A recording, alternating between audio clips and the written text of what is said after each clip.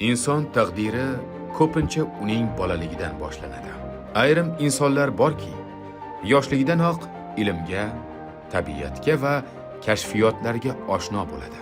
Keyinchalik ana shunday insonlar millat faxriga, ilm-fan taraqqiyotining tayanchiga aylanadilar. O'z faoliyati davomida fundamental tadqiqotlarni olib borgan. Shogirdlariga mehribon, ochiq ko'ngil inson hisoblanadi. O'zbekiston akademiklari orasida o'zining serqirra ilmiy faoliyati, yuksak insoniy fazilatlari va ulkan ilmiy merosi bilan ajralib turadigan olimlardan biri akademik Jaloliddin Azimovdir. Katta aql zakot egasi, ilhomi jo'sh urgan va xayrixoh insonligi bilan alohida ajralib turadi. Shogirdlariga, nafaqat shogirdlariga, balki boshqa o'sha ilm bilan shug'ullanaman degan insonlarga sidqi dildan, chin ko'ngildan yordam berib, to'g'ri yo'lni ko'rsatadigan ustoz hisoblanadi. Jaloliddin Azimov 1938-yil 10-mart kuni Andijon shahrida dunyoga keldi. Uning bolaligi urushdan keyingi og'ir yillar, hayot sinovlari va turmush mashaqqatlariga to'la davriga to'g'ri keldi. Biroq uning ilmga bo'lgan qiziqishi so'nmadi. Aksincha, tabiat sirlari, hayvonot olami va tirik organizmlar tuzilishi yosh Jaloliddinni ohangrabo kabi o'ziga torta boshladi. Maktabni bitiriboq Samarqand qishloq xo'jalik institutining veterinariya fakultetiga o'qishga kiradi. Aynan shu dargohda uning kelajakdagi ilmiy faoliyatiga mustahkam poydevor qo'yildi desak, aslo mubolag'a bo'lmaydi. Shu yo'nalishga taklif qilgan, bizni o'qitgan professor Badanin Nikolay Vasilyevich Samarqand qishloq xo'jaligi instituti edi. Hozirgi kunda Samarqand davlat veterinariya meditsinasi universiteti nomlanadi. Shu odam tufayli men aspiranturaga kirganman. Ishlash jarayonida bu fanga bo'lgan aytaylikki munosabat, fanga bo'lgan qiziqish menda juda ham yuqori darajaga ko'tarildi. Aytaylik, shu gelmintologiya fanini men juda ham sevib qoldim va shu bilan ishlash men uchun baxtligini shu yerda angladim. Izlanuvchanligi, tirishqoqligi va bilimga chanqoqligi tufayli yosh mutaxassis ustozlari e'tiborini qozondi. Undagi iqtidor va mehnatsevarlik keyinchalik uni yirik olim sifatida shakllantirdi. Men 1961-yilda Moskvadagi Butun ittifoq akademik Skriabin nomidagi gelmintologiya institutiga aspiranturaga kirganman. Aspirantlik davrimda menga shu institutning eng nufuzli professorlaridan professor Aleksandr Mixailovich Petrov menga ilmiy rahbarlikni amalga oshirgan. Endi aspirantlik davrida men mavzuni shu O'zbekiston sharoitida bajarishni taklif qilgan edim. Bu taklifni domlam qabul qilgan va 1961-yilda meni shu O'zbekistonga komandirovka qilib yuborishgan va bir yil mobaynida Surxondaryo va Qashqadaryo viloyatlarida materiallar yig'ganman. Yosh tadqiqotchi qisqa vaqt ichida parazitologiya va gelmintologiya sohasida o'z iqtidorini namoyon etadi. Kandidatlik dissertatsiyamning nomi Janubiy O'zbekiston qo'ylari gelmintlarining faunasi va asosiy gelmintozlarning dinamikasi deb nomlangan. 1963-yilda 2,5 yil orasida men dissertatsiyani yoqlaganman va veterinariya fanlari nomzodi degan ilmiy darajani olganman. Shu davrda shu ilmiy kengashning raisi akademik Konstantin Ivanovich Skriabin edi. Endi bu juda ham mashhur olim. Shu odam sizni biz qoldiramiz, shu yerda ishlang deb menga taklif berdi. Lekin men aytdim, yo'q, men O'zbekistonga borishim kerak. Men borib o'zimni yurtimda xizmat qilishim kerak. Shu yerda bo'lgan vaziyatni o'rganishim kerak.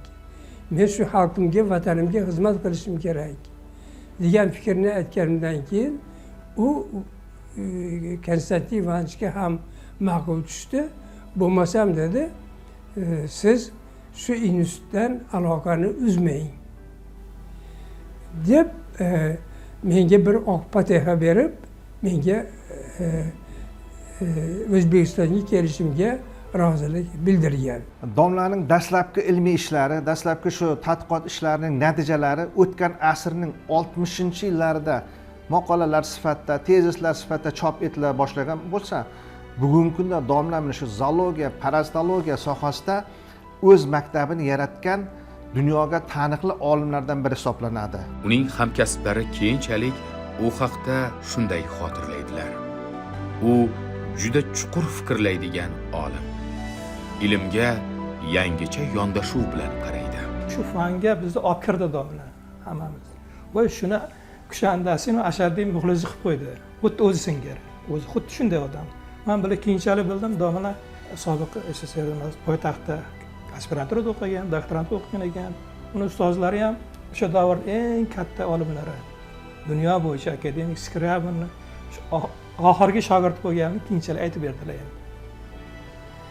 Demoqchimanki, dunyo ko'rgan ustoz yoki bir ustozini ko'rgan ustozga biz ham shogird bo'ldik-da. Ana shu o'g'it, ana shu tarbiya, ana shu metodik yordam, o'sha bizga bergan nimalar bizni ham mana shu sohaga olib keldi va bizni ham shu darajaga yetkazib qo'ydi. Juda serqirra inson hisoblanadi. Ya'ni zoologiya, parazitologiya, gelmintologiya sohasidagi yetuk mutaxassis hisoblanadi. Bizga kelgan paytlarimizda o'sha mikroskopda gelmintlarni topish bo'yicha hamma ilmni qirralarini bizga birma-bir o'rgatib, o'zini ilmlarini, bilimlarini ayamagan ochiq ko'ngil inson hisoblanadi. Jaloliddin Azimov gelmintlar sistematikasida biometrik usullarni qo'llagan ilk olimlardan biri bo'ldi. Uning tadqiqotlari parazit organizmlarning tuzilishi, evolyutsiyasi va parazit xo'jayin munosabatlarini yangi bosqichda o'rganish imkonini berdi. Dunyo bo'yicha chistozomatit turkumiga taalluqli trematodalar 110 tani tashkil qiladi. Tadqiqotlarni ko'p qismini Qoraqalpog'iston Respublikasi va Xorazm viloyatlarida olib borganman. Shistozomoz kasalligi shu yerlarda tarqalgan. Dunyo miqyosida oladigan bo'lsak, eng katta o'choqlaridan biri shu hududda joylashgan. Ustozning doktorlik dissertatsiya ishi taniqli, jahondagi taniqli eng obro'li olimlardan biri akademik Konstantin Ivanovich Scriabin rahbarligida bajarilgan bo'lib, ish shistozomatitlar morfologiyasi, biologiyasi, sistematikasi, filogeniyasiga bag'ishlangan. Domla shu mavzu bo'yicha doktorlik dissertatsiyasini bajarish asnosida bir qancha fundamental ishlarni amalga oshirgan. Bu guruhga kiruvchi parazitlarni o'rganish shu bilan ahamiyatga egaki, bu parazitlar ham odamlarda, ham hayvonlarda parazitlik qiladi.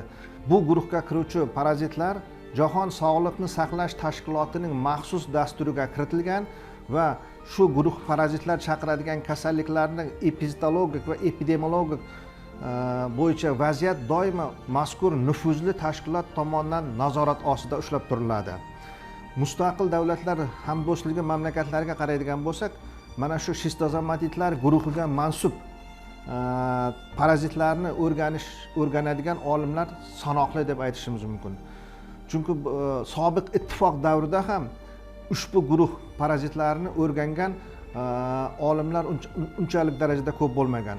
Domla mana shu guruh parazitlarni o'rganish bo'yicha yetakchi olimlardan biri hisoblangan sobiq ittifoq davrida ham.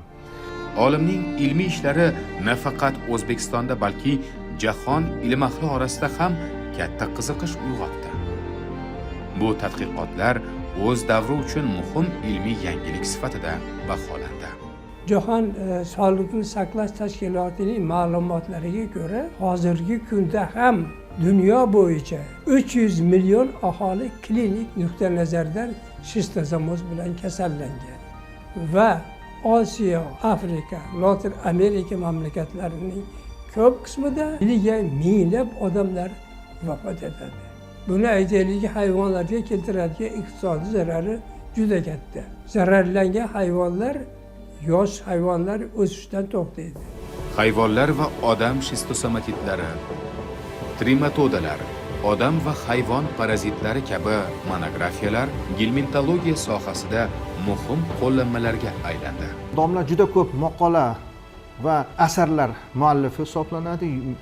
Mingdan ortiq ilmiy ishlari chop etilgan, chop etgan monografiyalari, ayrim monografiyalar singari qayerlarda taxlanib turmaydi. Bitta misolni keltirib o'taman. Men shaxsan o'zim Germaniyaga stajirovkaga borganimda domla chop etgan 75-yilda chop etilgan monografiyasi Friedrich Alexander universiteti qoshidagi zoologiya institutida parazitologiya laboratoriyasida olimlar o'sha monografiyadan topgan turlarni identifikatsiya qilishda va mana shu turlarni aniqlashda shu monografiyadan borganimda menga faxr bilan ko'rsatishdi. Mana shu sening ustozingning kitobi. Biz buni demak o'zimiz turlarni o'rganishda, turlardan foydalanishda doimo shu kitobdan foydalanamiz va shu kitob bizga shistozomatidlarni identifikatsiya qilishda asosiy manbalardan biri bo'ladi deb aytgan. Qolgan domlaning chop etgan asarlari ham xuddi shunaqa.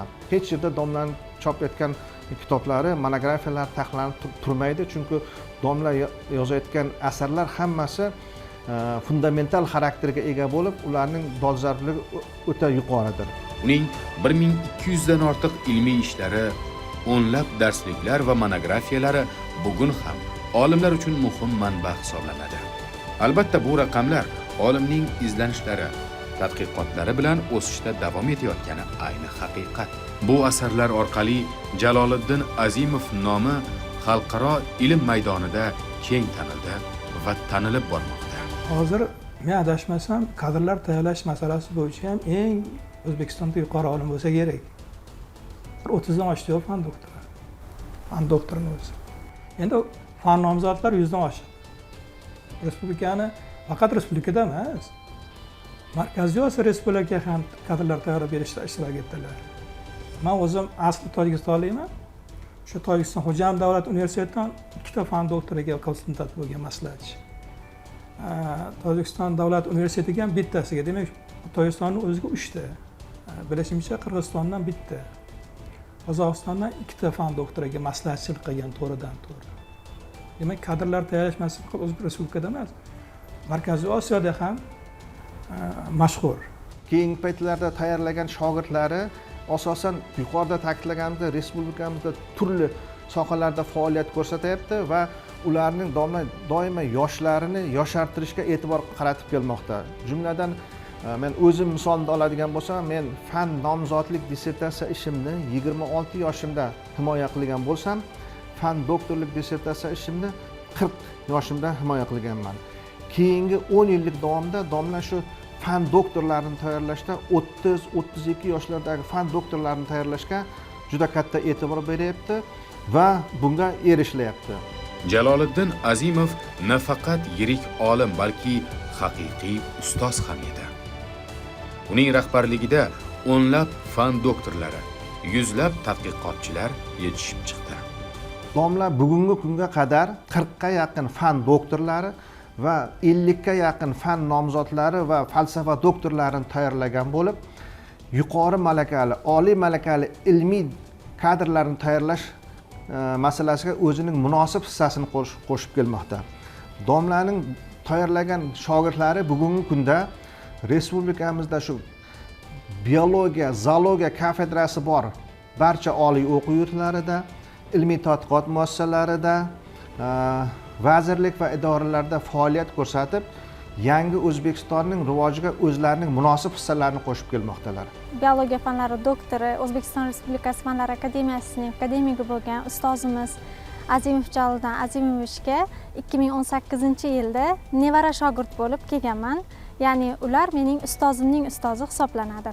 Jaloliddin Azimov menda juda katta hurmat va mehr uyg'otgan insonlardan biri hisoblanadi. Sababi ular o'z olgan ilmlarini Alloh shu darajada barakali qilib berganki, ularning ilmi nafaqat o'zlariga, nafaqat shogirdlariga va biz kabi nabira shogirdlariga ham singan darajada juda ham kuchli ta'sir qilyapti.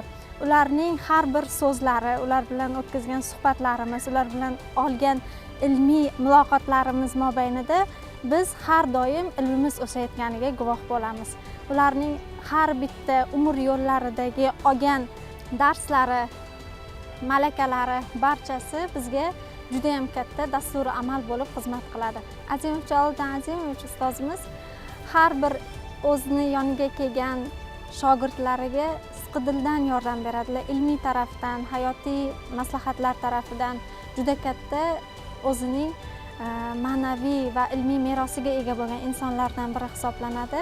Biz ularni oilamiz bilan juda ham hurmat qilamiz, chunki turmush o'rtog'im ham aynan Azimov Jaloliddin Azimovichning nevara shogirdlari hisoblanadi. Ikkimiz ham oilaviy ularning shogirdi hisoblanamiz va bizning oilamizning nafaqat ilmiy, shu bilan birgalikda ma'naviy o'sishimizda ham bu insonning ahli oilasining hissasi juda ham katta deb hisoblayman. 2009-yilda Fanlar akademiyasi zoologiya institutiga aspiranturaga o'qishga qabul qilinganman va Jaloliddin Azimovich rahbarligi ostida kar baliqlari gelmentlari mavzusi bo'yicha tadqiqot ishlarini olib borganman va 2017-yilda muvaffaqiyatli himoya qilib biologiya fanlari falsafa doktori ilmiy darajasiga ega bo'ldim.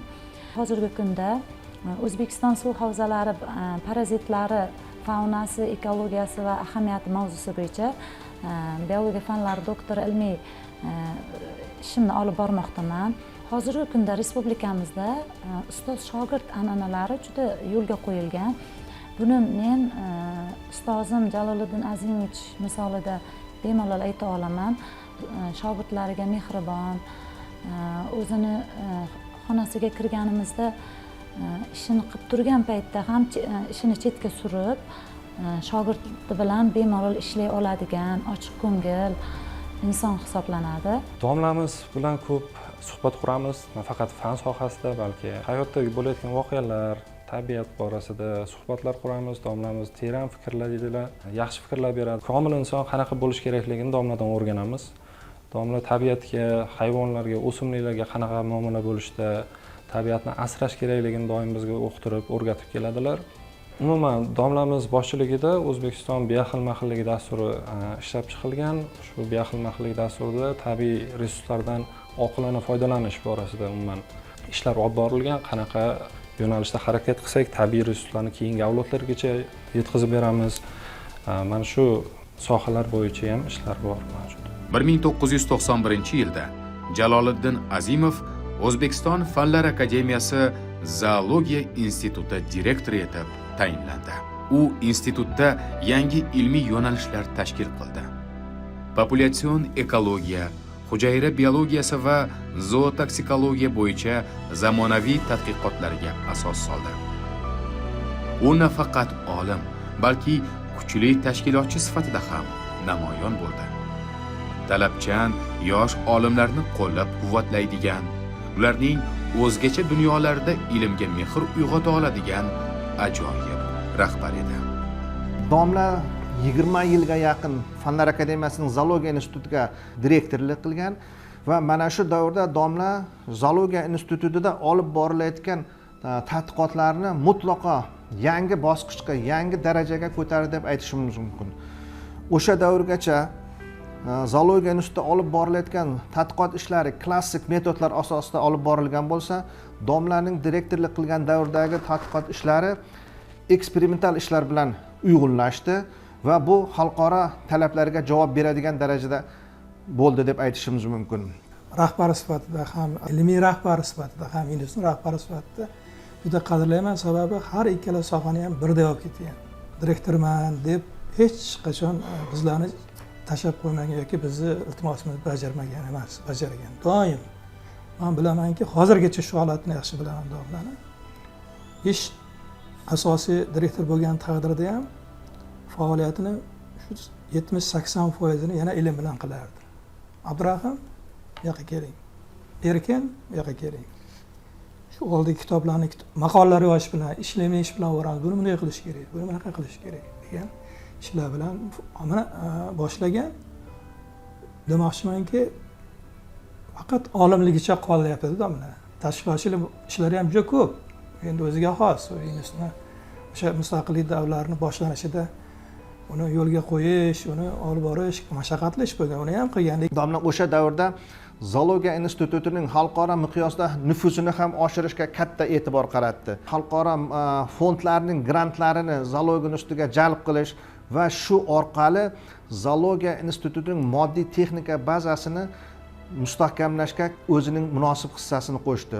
Undan tashqari yosh kadrlarni tayyorlashda xorijiy stajirovkalarni tashkil qilib berdi va shu orqali xorijiy stajirovkalar orqali chetda o'z malakasini oshirgan yoshlar zoologiya institutiga qaytib kelib, o'sha yerda o'rgangan metodlari va ko'nikmalarni bu yerda joriy qilish natijasida yaxshi natijalarga erishila boshlandi. Domlani rahbarligida Yevropa mamlakatlari bilan Amerika Qo'shma Shtatlaridan ko'proq ilmiy ishlarni yo'lga qo'ydik va xalqaro grantlarni olib keldik domla rahbarligida.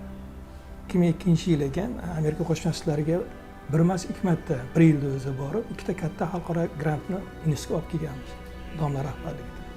Shundan keyin mana hozir yuqorida xonalarni ko'rgan bo'lsanglar kerak, ko'p jihozlarimiz o'sha yildan beri bor.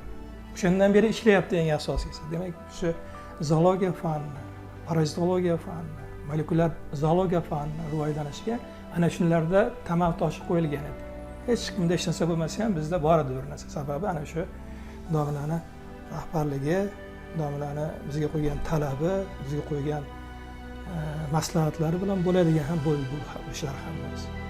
Jaloliddin Azimovning ishlari dunyoning ko'plab mamlakatlarida e'tirof etildi. U xalqaro kongress va simpoziumlarda O'zbekiston ilm-fani nomidan ishtirok etib, ma'ruzalar qildi va qilmoqda.